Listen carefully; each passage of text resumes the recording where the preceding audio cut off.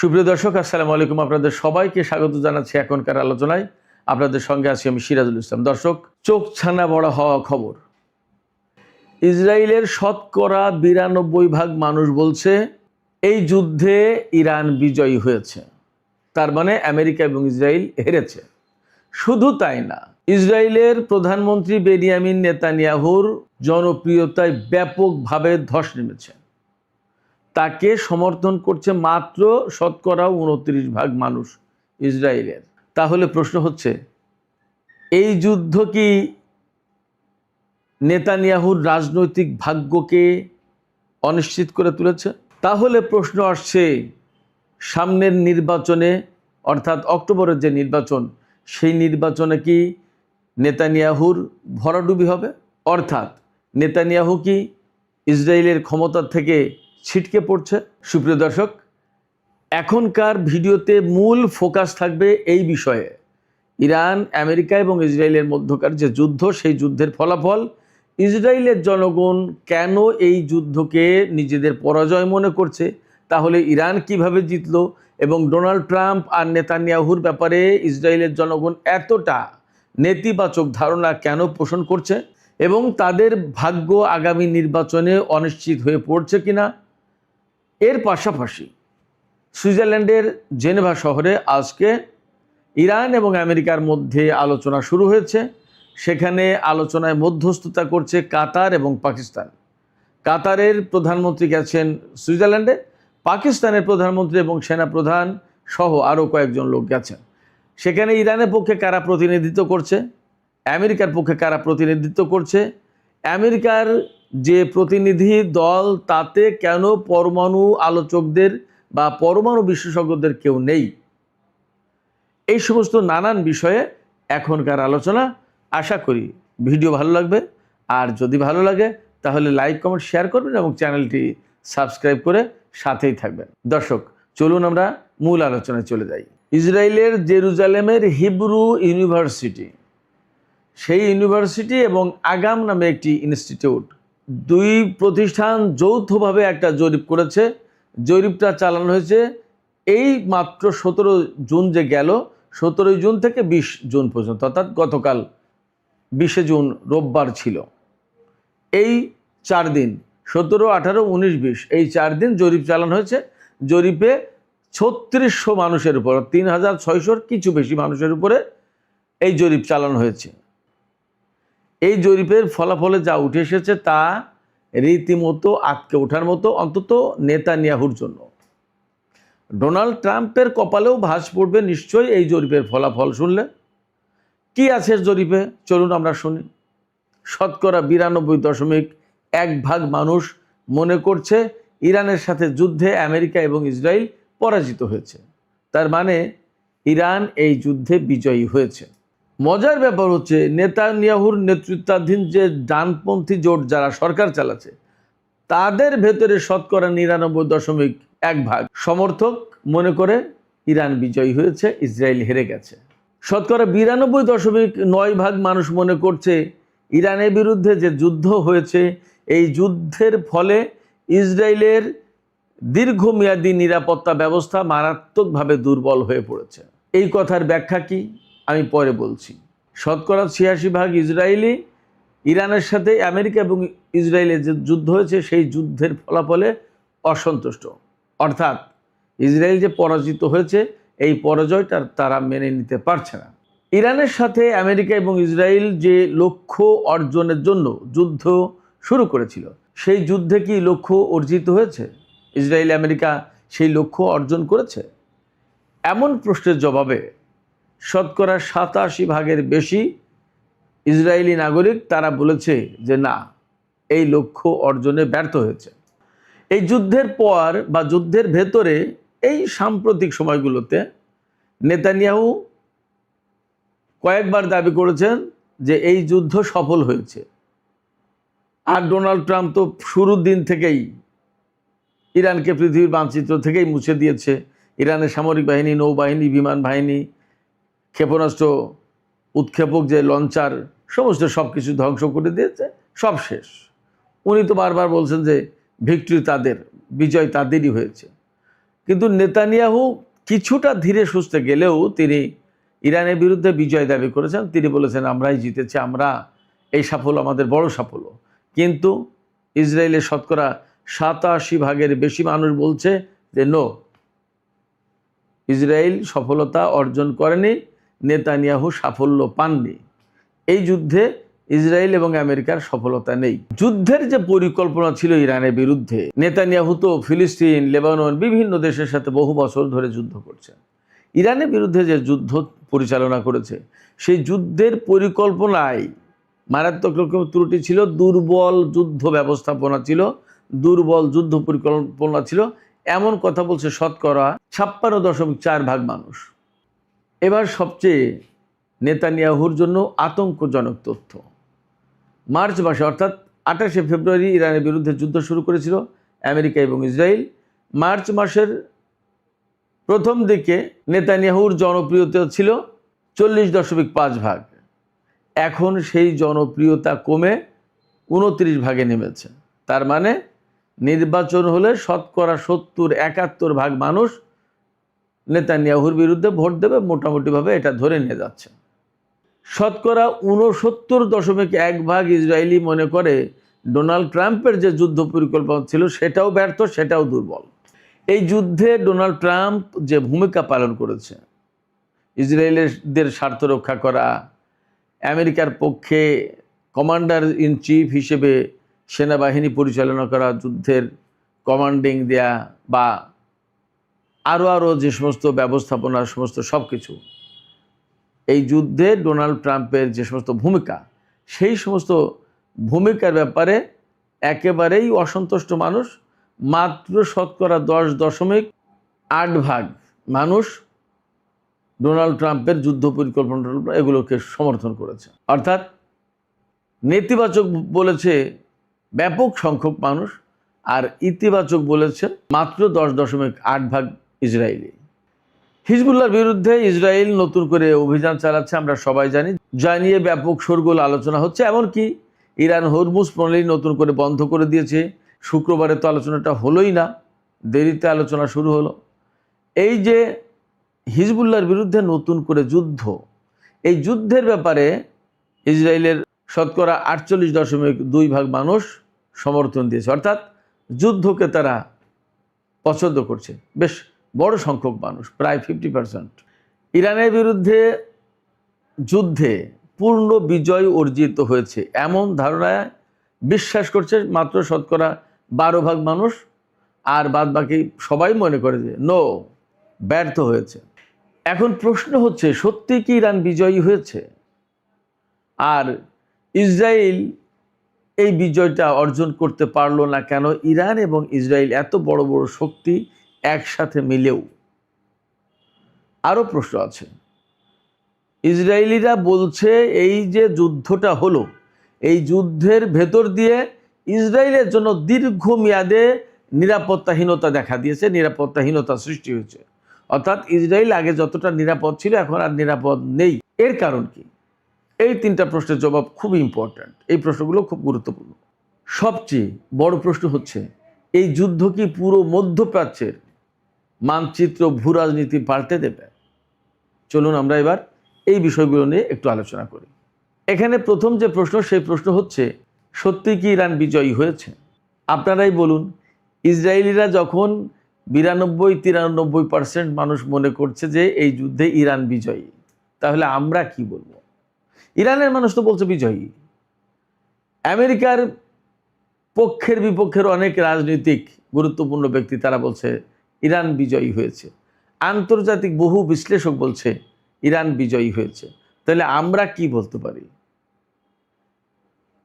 আমার তো মনে হয় যে ইরানই বিজয়ী হয়েছে। কারণ যে লক্ষ্য নিয়ে ইরান যুদ্ধ শুরু করেছিল আমেরিকা এবং ইসরায়েল, সেই লক্ষ্যগুলো কিন্তু একদম অর্জন করতে পারেনি। যখন অর্জন করতে পারেনি, বরং অন্যদিকে তাদের বিসর্জন বেশি। সেই বিসর্জনগুলো কি কি আমি বলছি পরে। তো বিসর্জন যদি বেশি হয় তাহলে তো যুদ্ধে ইরানই বিজয়ী হয়েছে এবং এরা পরাজিত হয়েছে। যুদ্ধের লক্ষ্যগুলো কি কি ছিল? যুদ্ধের লক্ষ্যগুলো ছিল ইরানের সরকার পরিবর্তন করে ফেলা, ইরানের সামরিক বাহিনীকে একেবারেই মুছে দেয়া, ইরানের পরমাণু কর্মসূচি একেবারে ধ্বংস করে দেয়া, ক্ষেপণাস্ত্র কর্মসূচি একেবারে ধ্বংস করে দেয়া, আঞ্চলিক যে প্রক্সি ফোর্সগুলো আছে তাদেরকে ডিসম্যান্টেল করে দেয়া এবং মধ্যপ্রাচ্যে ইসরায়েল আমেরিকা নিয়ন্ত্রিত একটা ম্যাপ এবং ব্যবস্থা তৈরি করা। আপনারা বলুন এগুলোর একটাও কি হয়েছে? ইরানের সরকার কি পরিবর্তন করে দিতে পেরেছে? হয়তো কিছু মানুষকে হত্যা করা গেছে, কিন্তু সরকার তো পরিবর্তন হয়নি।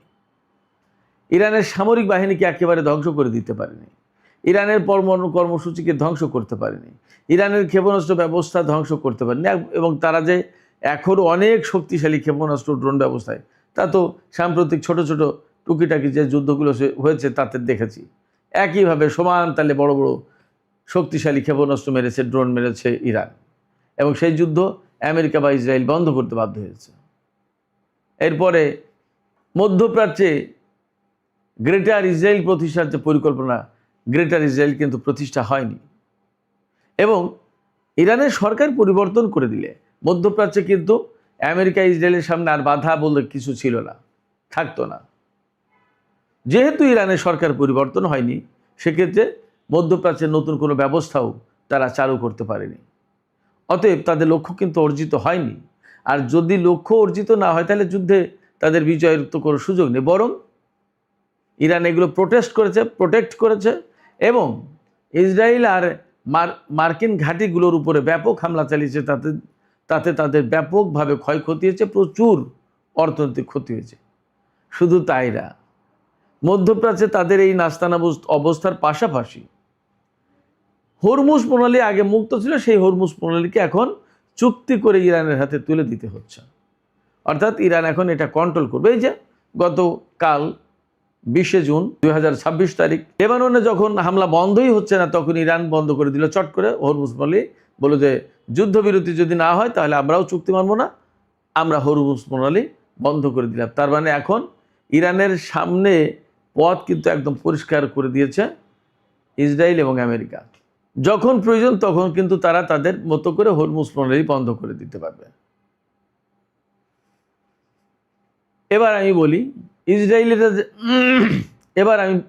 এবার আসুন, ইসরায়েলিরা যে বলছে ইরানের সাথে ইসরায়েলের যে যুদ্ধ হলো, এই যুদ্ধের ভেতর দিয়ে ইসরায়েলের জন্য দীর্ঘমেয়াদী নিরাপত্তাহীনতা সৃষ্টি হয়েছে।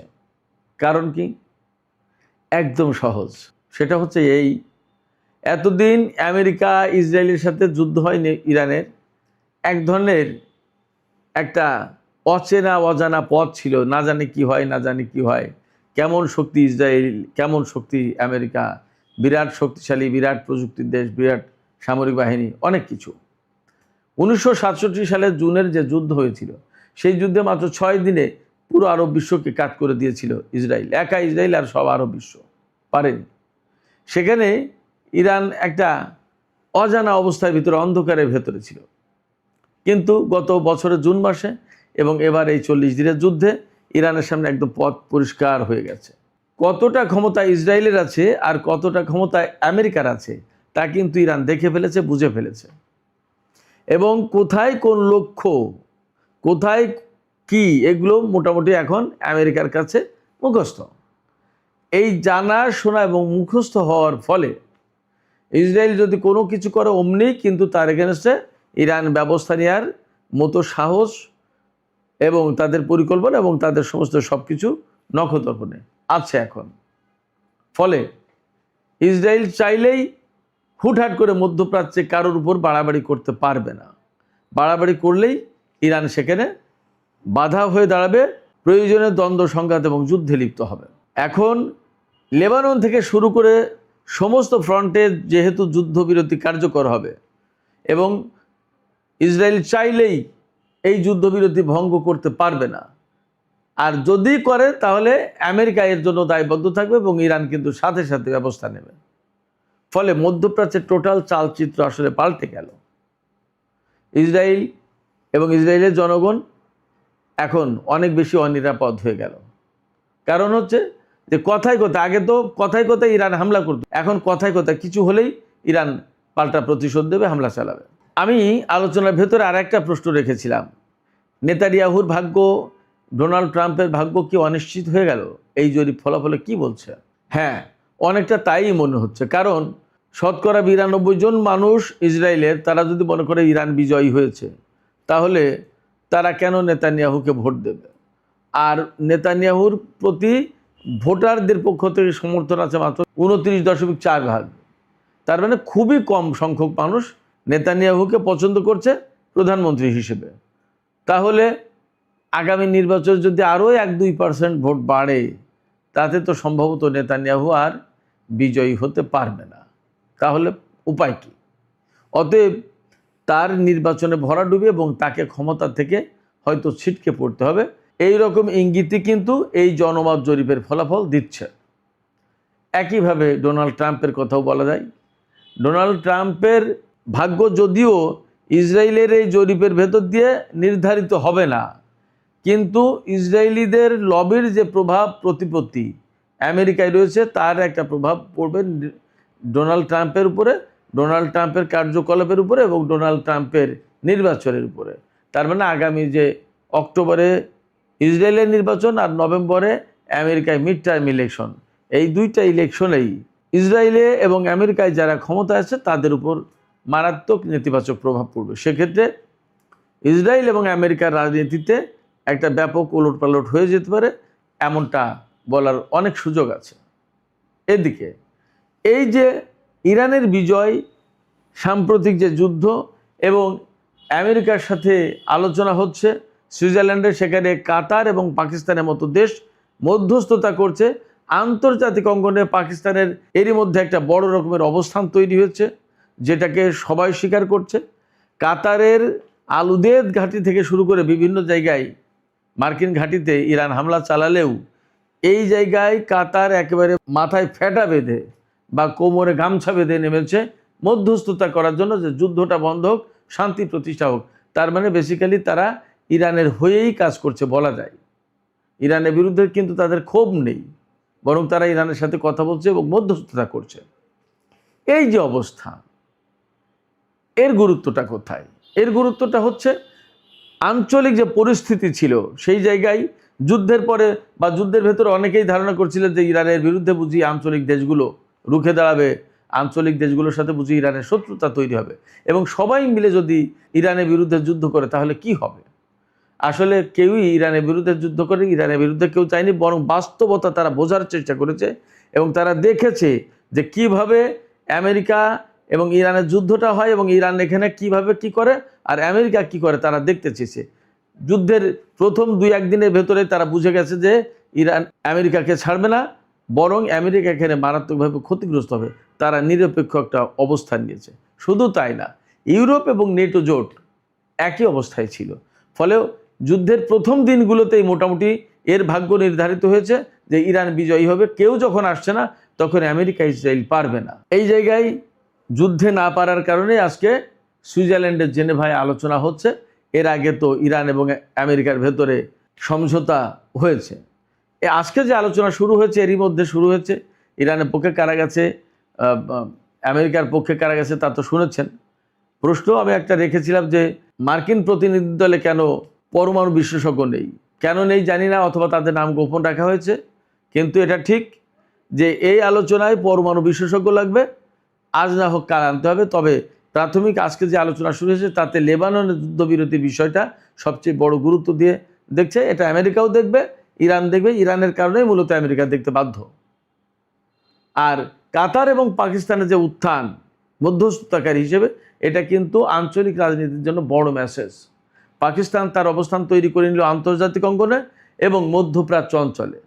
আর পাশাপাশি ইরানের সাথে তো তার সম্পর্ক অন্যরকম উচ্চতায় যাবে, সে কথা আজকের দুপুরের ভিডিওতে বলেছি।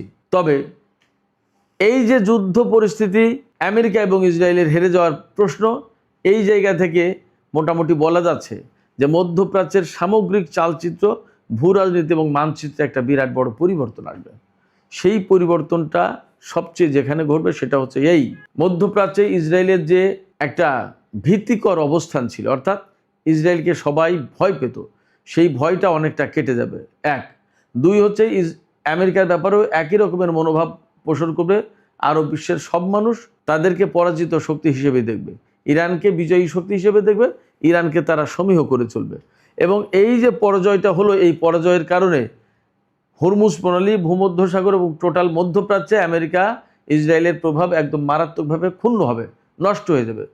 অ্যাট দ্য সেম টাইম মধ্যপ্রাচ্য অঞ্চল থেকে আমেরিকার অনেকগুলো ঘাঁটি গুটিয়ে নিতে হবে, না নিলে উপায় নেই, আজ হোক কাল হোক নিতেই হবে আমেরিকাকে।